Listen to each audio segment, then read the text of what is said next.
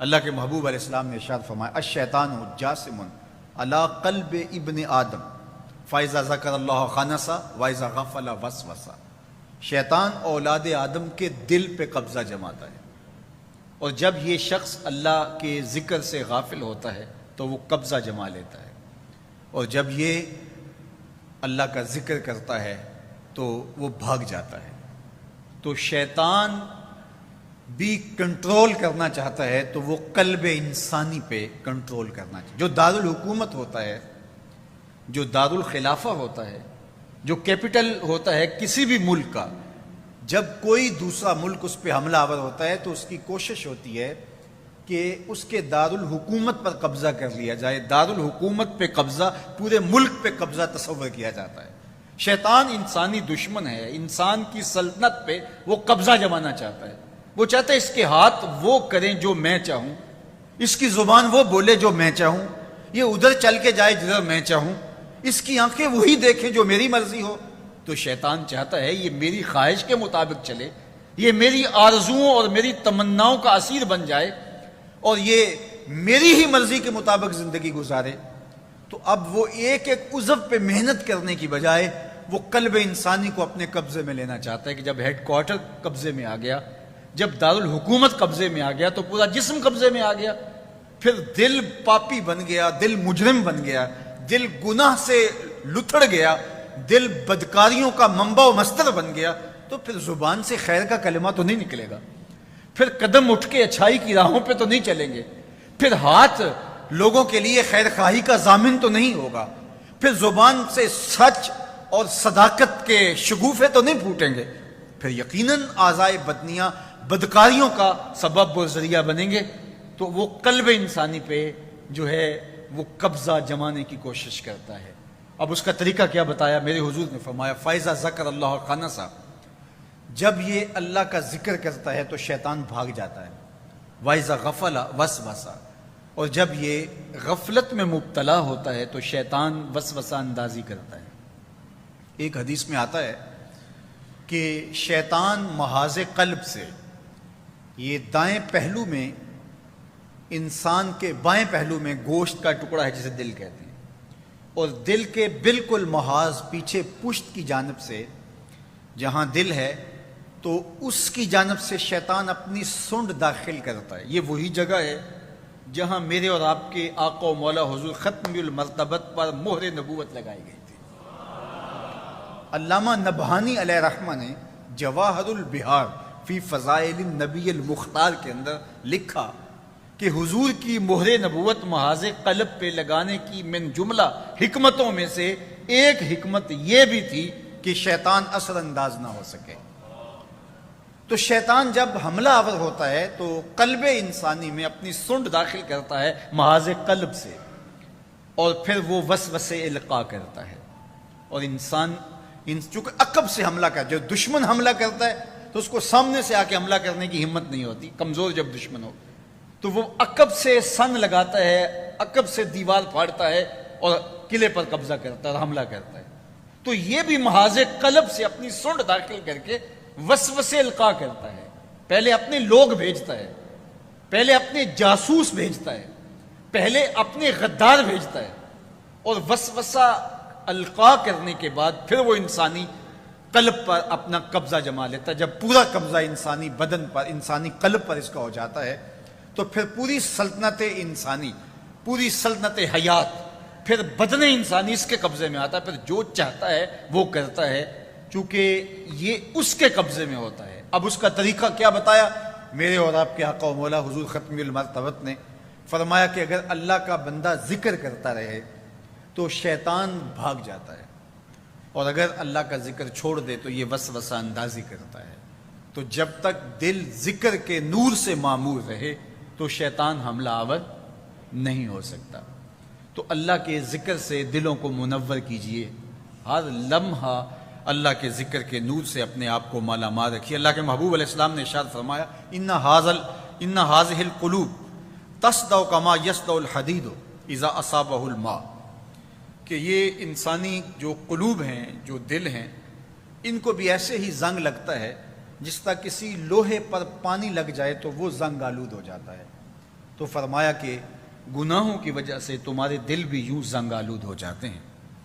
قیل یا رسول اللہ صلی اللہ علیہ وسلم وما جلاؤہا، عرض کی یا رسول اللہ صلی اللہ علیہ وسلم ہمارے ماں باپ آپ پہ قربان ہوں، آپ ارشاد فرمائیے اب دلوں کو زنگ لگ گیا تو پھر اس کا زنگ اتاریں گے کیسے؟ لوہے کو زنگ لگ جائے تو ریگ مار سے اس کو صاف کرتے ہیں، کپڑے میلے ہو جائیں تو سرف سے یا صابن سے اس کو صاف کرتے ہیں، تو دل میلے ہو گئے، دل گندے ہو گئے، دلوں کو زنگ لگ گیا۔ تو فرمایا جس طرح پانی سے لوہے کو زنگ لگ جاتا ہے، کثرت ذنوب کی وجہ سے، گناہوں کی وجہ سے، غفلت کی وجہ سے دل بھی زنگ آلود ہو جاتے ہیں۔ تو سوال کیا گیا کہ وما جلاؤہا، پھر اس کی پاکیزگی کا، اس کی ستھرائی کا سامان کیا ہے؟ یہ مصفہ کیسے ہوگا؟ یہ مزکہ کیسے ہوگا؟ اس کا زنگ کیسے اترے گا؟ تو میرے اور آپ کے آقا و مولا نے جو نسخہ ارشاد کیا وہ اپنے دلوں کی تختیوں پہ لکھ لیجئے۔ آقا کریم نے ارشاد فرمایا کہ اکثروا ذکر، فرمایا کالا کثرت و ذکر الموت و تلاوت القرآن، دو چیزیں ہیں جو دلوں کے زنگ کو اتارتی ہیں،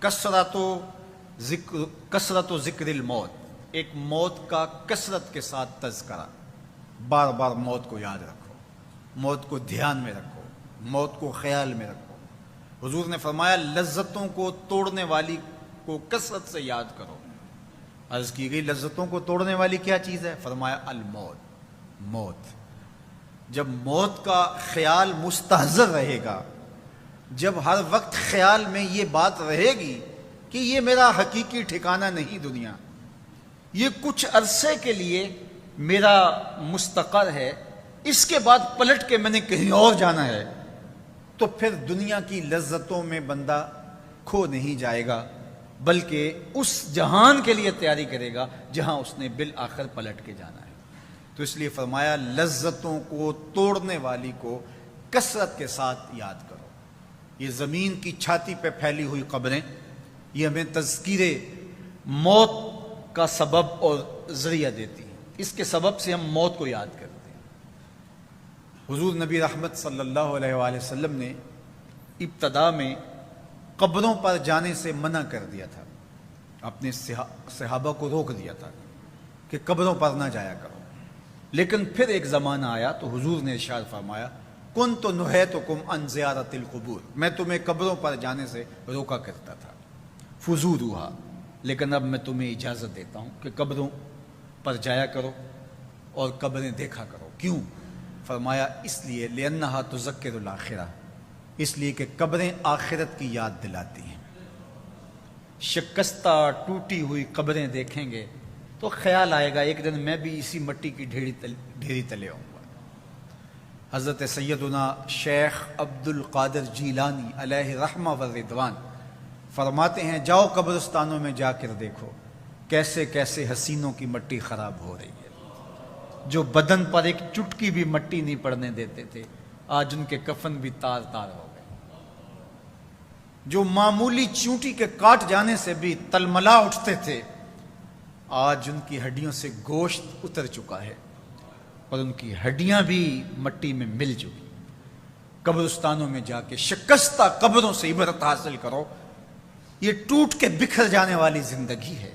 تو میرے اور آپ کے آقا و مولا نے فرمایا کہ لذتوں کو توڑنے والی کو کثرت کے ساتھ یاد کرو، کثرت کے ساتھ یاد کرو گے تو اس دنیا پر مستقل دل نہیں لگے گا۔ جس جہان کی طرف ہم نے پلٹ کے جانا ہے اس جہان کی طرف ہمارا خیال لگے گا، تو جہاں جانا ہوتا ہے تو پھر اس کے لیے تیاری بھی کی جاتی ہے۔ تو اس لیے میں اور آپ دیکھیں کہ ہم اس حوالے سے کھڑے کہاں ہیں۔ جب جنازے اٹھتے ہیں بیماریاں پھیلتی ہیں، وبائیں پھوٹتی ہیں اور ہمارے عزیز ہم سے بچھڑتے ہیں، جدا ہوتے ہیں، تو ہماری کیفیت تبدیل ہوتی ہے یا ہم وہیں کے وہیں کھڑے ہیں؟ جب کسی کا جنازہ اٹھتا ہے تو ہم یہی سوچتے ہیں اسی کی باری تھی یہ چلا گیا، یا ہم سوچتے ہیں آج اس کی باری تھی تو کل ہماری بھی باری ہوگی؟ تو یہ اٹھتے ہوئے جنازے، یہ پھیلی ہوئی قبریں، یہ ڈوبتا ہوا سورج، یہ اترتے ہوئے سفید بال، یہ زندگی کے شب و روز یہ ہمیں بتاتے ہیں کہ ہم نے یہاں نہیں بیٹھ رہنا. تو کہا کثرت کے ساتھ موت کو یاد کرو، اس سے تمہارے دلوں کا زنگ اترے گا، تم اپنی آخرت کی طرف متوجہ ہو گئے. اور دوسری بات ارشاد فرمائی وَتِلَاوَةُ الْقُرْآنِ، اور قرآن مجید کی تلاوت کرو. قرآن مجید کی تلاوت اگر تمہاری زندگی کا معمول بن گیا تو تلاوت ایسا نور ہے جو دلوں کے زنگ اتار دیتا ہے اور اللہ کی معرفت کا رنگ چڑھا دیتا ہے. اس لیے دو چیزیں دلوں کے زنگ اتارتی ہیں.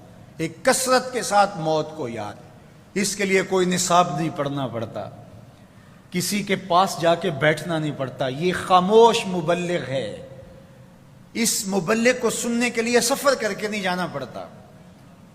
اس کو کسی ٹیپ ریکارڈر کے اندر محفوظ کر کے کان کے ساتھ نہیں لگانا پڑتا، کوئی بٹن آن نہیں کرنا پڑتا. اب لائٹ ہے اب سن سکوں گا، اب لائٹ چلی گئی اب نہیں سن سکوں گا.